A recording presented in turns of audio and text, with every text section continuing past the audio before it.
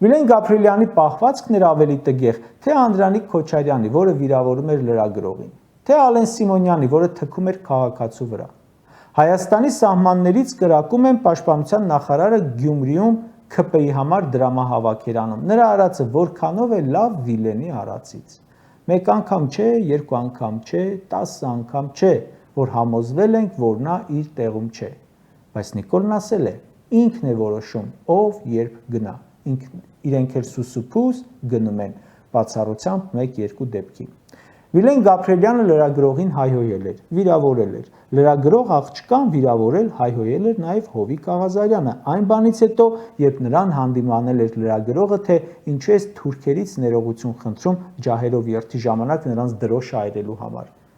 Նիկոլը Հովիկին չասաց մանդատը վայր դիր, այլ նման հորդոր արեց ներկուսակցական, ներիշխանական սկանդալի արդյունքում ու տեսանք ինչ եղավ։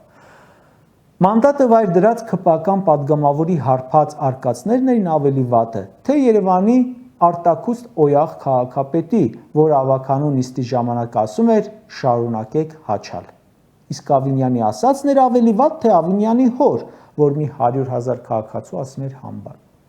Պատասխանատվություն չեղավ եւ ոչ մի դեպքում։